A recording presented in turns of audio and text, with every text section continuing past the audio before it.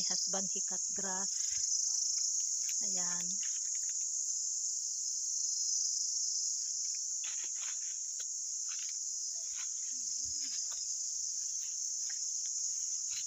Yun doon din. Nagdala ako ng tea at saka chapati para sa merienda niya. Now he's going there up. Now this place also already cut grasses. Ayan, because it's already season for cutting grasses. Ayun yung mga yon. Ang dami niyang ginarab na ng mga damo. Ayan, mga grasses yan.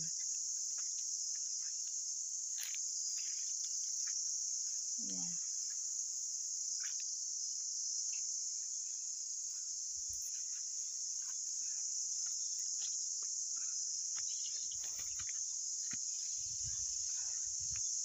Yan doon. Mga grasses din yan.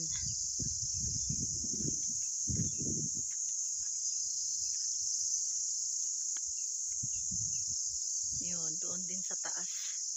Ayun, mga yon, grasses din yan. Kasi kung mag-hire ka ng maggagarab, mahal ng bayad per day. How much per day dar for cutting grass? 1,200 for labor to cut grasses or something to work here in field.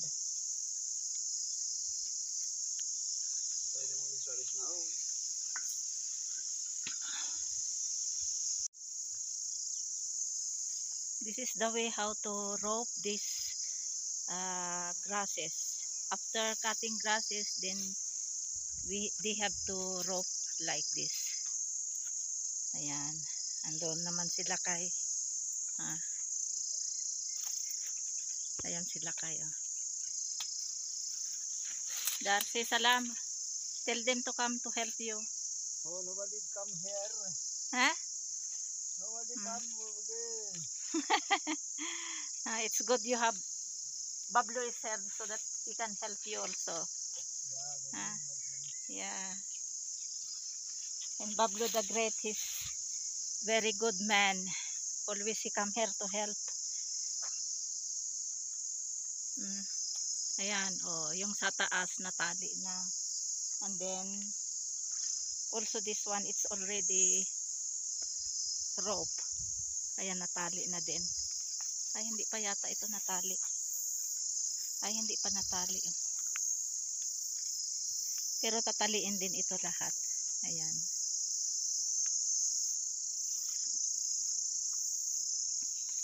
Dito ako sa baba kasi kumuha ako ng mga different kind of vegetables para lutuin na naman for preparing for dinner. Ayan, ito mga spinach. Ayan, marami nagkalat dito mga gulay. Dito ako kumuha. May mga coriander leaves. Ayan, Ayan, hiwa-hiwalay. Ayan, coriander leaves.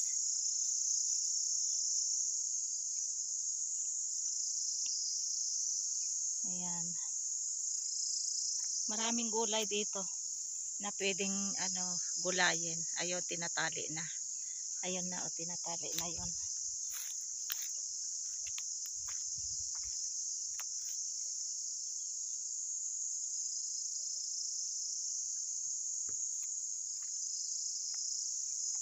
Ayan, tingnan nyo yung aking patola.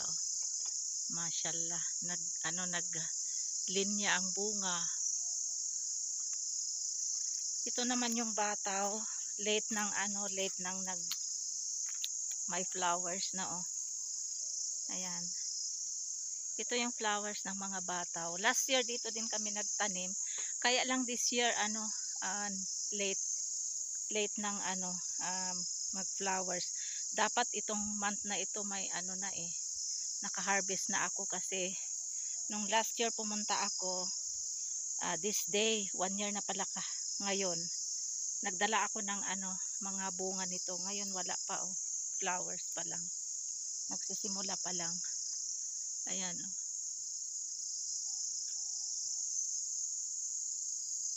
Ayan, meron namang isang ano dito, pichay oh. Ang daming tinanim tinanim ng asawa ko, kaya lang walang nabuhay dahil sa ulan-ulan nga. Pero ito inshallah, i-ano ko itong mga seeds niya. Ayan oh, kunin ko itong dahon niya. Ayan, ito lang yung nabuhay.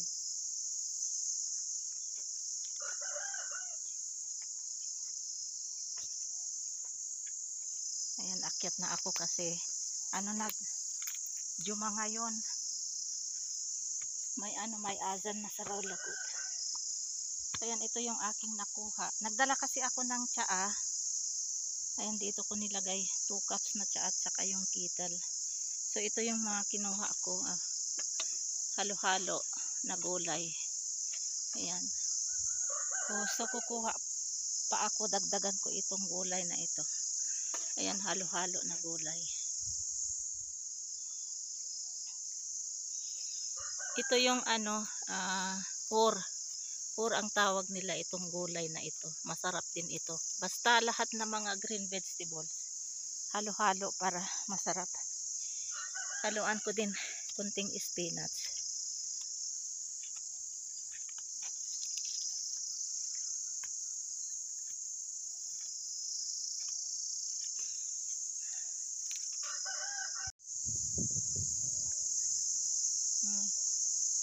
Oh, marami pang ikakat na ano, mga damo hanggang doon.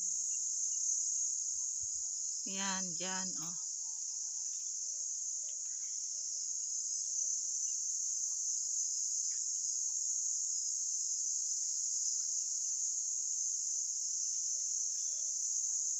So, akyat na ako sa taas. Ayun yung doon sa bahay namin, baba, sa taas.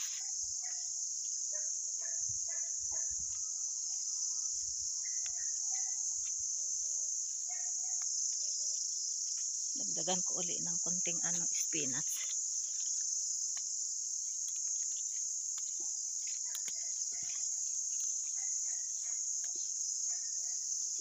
Ayan, grabe, mashallah itong dahon ng spinach. Mahal kaya ang ano, dahon ng spinach, yung isang bundle nasa 50 rupees na ngayon. Tapos yung ano, kung bibili ka sa bazar ay yung ano, hindi na maganda kasi dry na, lanta na ba. Dito fresh. So ayan, tama na ito. Ayan.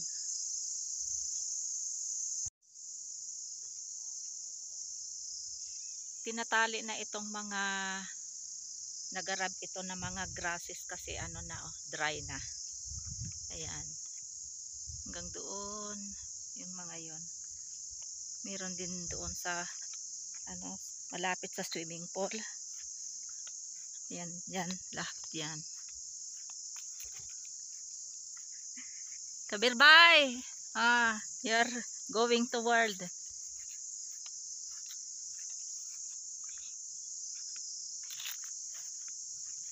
And then, ito yung swimming pool namin. Wala ng tubig kasi ginagamit namin pandilig doon sa baba.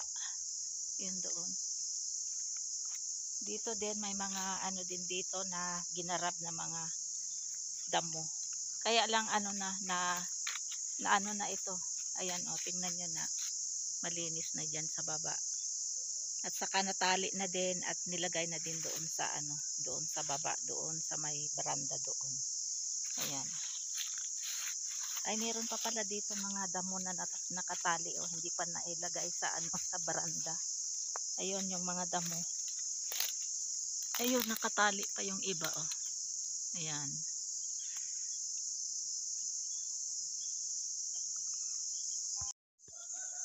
Yung mga nakat na grasses 1 week ago, tapos ito tinali na dito nilagay. Para anytime if there is rain, hindi mababasa. Ayan. Oh. Oh, ayan.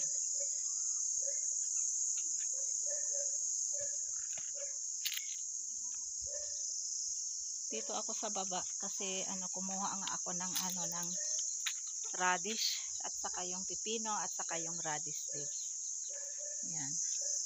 Ayan mga sisiyo ni Fahad.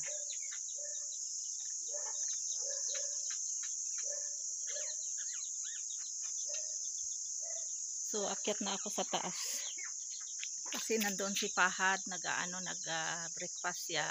Pag akyat ko ay bababa din siya para i-open niya yung mga manok niya.